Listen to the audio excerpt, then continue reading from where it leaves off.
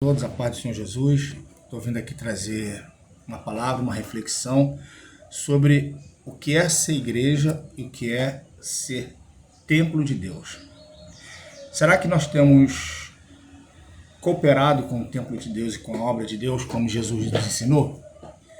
Será que o sistema que a gente serve, vou dizer aqui o sistema religioso que a gente serve, ele está de acordo com o que o Senhor Jesus ensinou sobre o que é ser igreja? A gente tem uma ideia de ser igreja, se juntar, né, lá na edificação, na congregação, no templo. Não estou dizendo que isso é legal, que isso seja errado, não, mas o propósito ali tem sido muito diferente.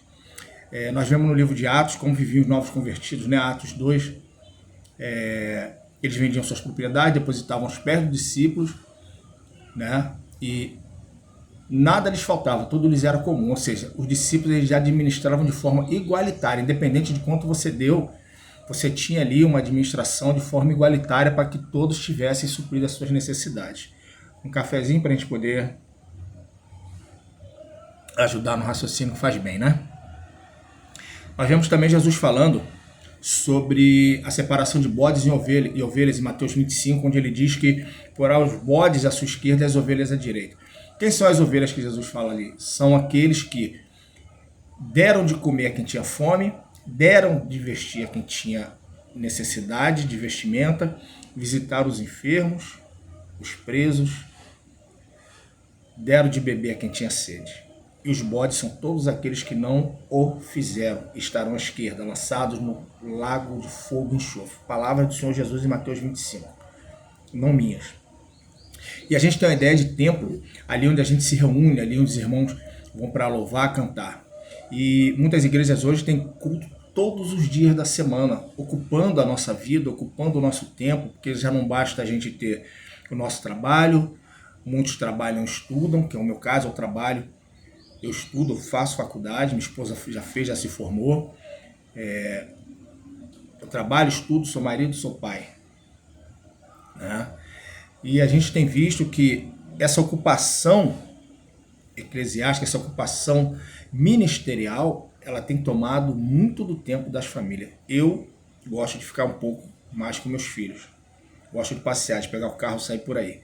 Então, o que nós temos servido?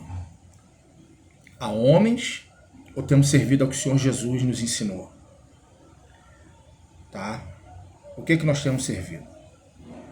Eu vou ler aqui um trecho de Ageu,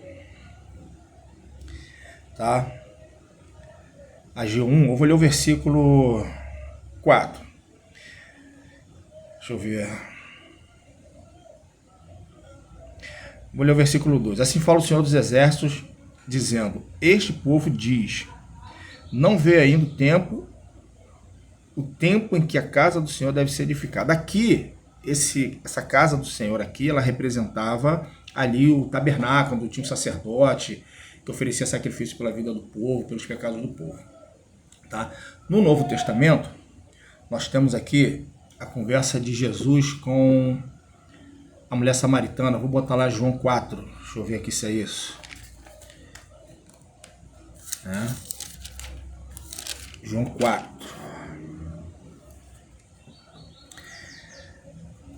João 4:20.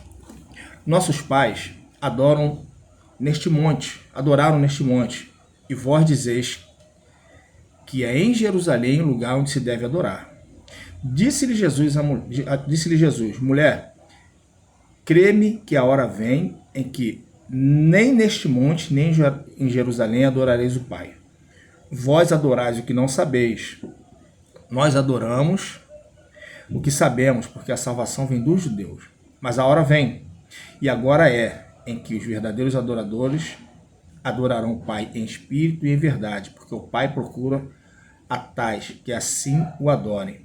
Deus é espírito, importa que os que o adoram, adorem em espírito e em verdade. Então vamos lá. O adorar em espírito e em verdade aqui, creio eu que está ligado no que Jesus falou sobre amarás o Senhor teu Deus acima de todas as coisas e teu próximo como a ti mesmo. Adorar em espírito é obedecer a Deus que você não vê. E em verdade é você estender a mão, como fez aquela viúva pobre que deu. Ela deu o que tinha, que ela acreditava que aquilo que Jesus estava fazendo é beneficiar a vida de outras pessoas e não enriquecer. O que nós temos visto hoje, tá, é que as igrejas ela têm um trabalho social, algumas igrejas têm um trabalho social que funciona da seguinte forma: você vai doar, a igreja vai fazer uma campanha de cestas básicas, mas ela não tira do cofre da igreja. Além das ofertas e dízimos que os membros levam, ela tira, ela pede, ela solicita que levem alimentos para que isso possa ser feito. Por quê? Recursos da igreja são somente, segundo é falado, para poder custear as demandas da igreja, aluguel, salário de pastores, que estão cada vez mais altos, não digo em todas as igrejas, mas na maioria das grandes igrejas, tá? Não que não tenha que receber, a questão não é essa. Eu creio que o trabalhador é digno do seu salário, tá? E o pastor ele é um trabalhador. Só que eu acho que eu vejo que está se vivendo de uma forma muito exacerbada, né? Se chega alguém necessitado na igreja, esse alguém dificilmente ele vai ter uma ajuda. Se um membro perder a sua casa, deixar de pagar o seu aluguel, a última coisa que ele vai ter é que alguém ali, o pastor, ele tira o dinheiro da sua tesouraria e pague o aluguel desse membro até ele conseguir um outro emprego. Isso não existe. E é isso que Jesus ensinou: tive fome, me deste de comer, tive sede, me deste de beber, nu e me vestis. Não é verdade? Então por que se distorce tanto? Por que se distorce tanto? Porque o amor ao dinheiro ele tem tomado o coração daqueles que se dizem líderes espirituais, que conduzem o chamado rebanho do Senhor à salvação, quando na verdade eles estão ali encurralando, eles estão ali ajuntando pessoas para suas próprias ideias e não para que Jesus falou, porque é difícil você sair por aí e procurar quem é que precisa de uma roupa, de uma comida, é muito difícil. É muito cansativo, então você terceiriza isso levando a oferta para a igreja, o seu pastor diz que está fazendo, e você não vê se de fato ele está fazendo, e você sabe que na verdade ele não está fazendo. Não é verdade? Então, o templo que foi falado aqui em Ageu era o templo onde o sacerdote oferecia o sacrifício. O templo real é o templo que Jesus fala em João 2,9. Está aqui. João 2,9. Deixa eu ler aqui, só um instante. João 2,19, perdão. Jesus respondeu e disse: derrubai este templo e em 3 dias eu levantarei. Por quê? Porque com a partida de Jesus viria o Consolador, o Espírito Santo de Deus, que habitaria dentro de nós e não mais numa nuvem atrás do véu. Então, o templo a ser restaurado somos nós.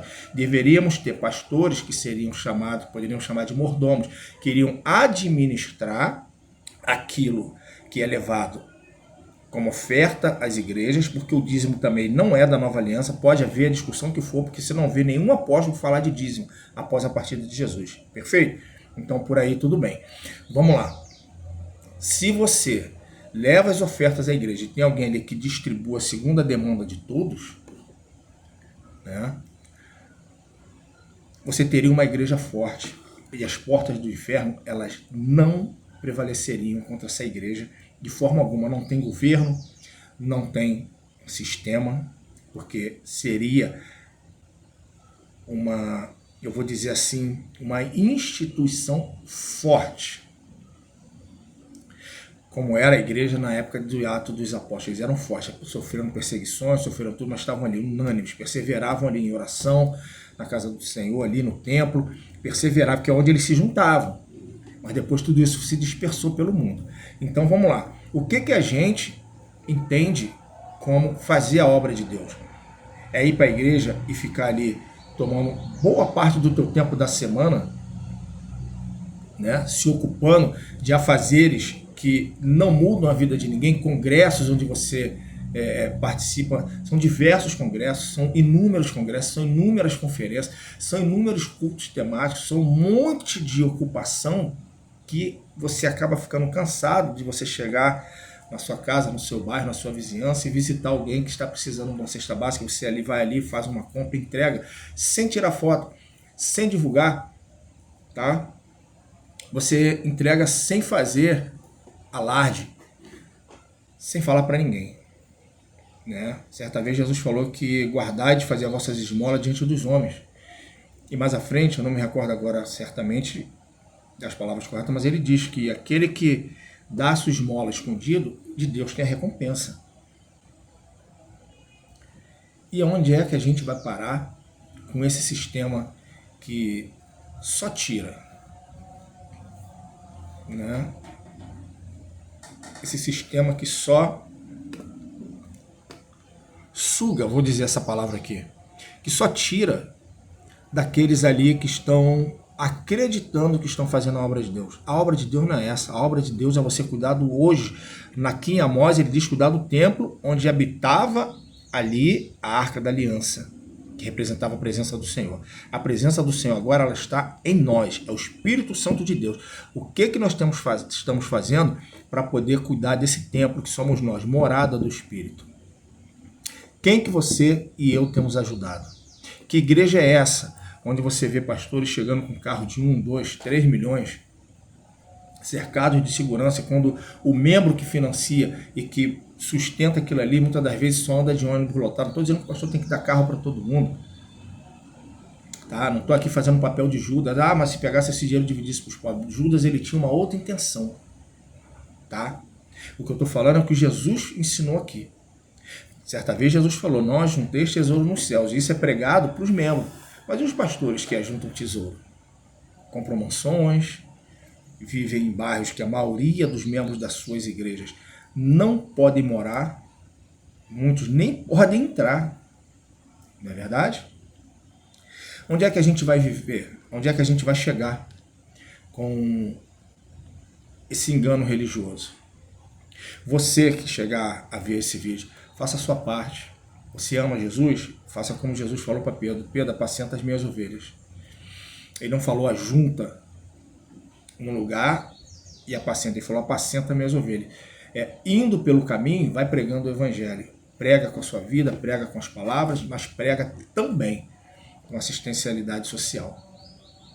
Ajudando aquele que de fato precisa. Porque é isso que está descrito bem nítido aqui em Mateus 25. Não é verdade? E não adianta dizer que lá em 2 Coríntios, quando eles pregam sobre o que semeia,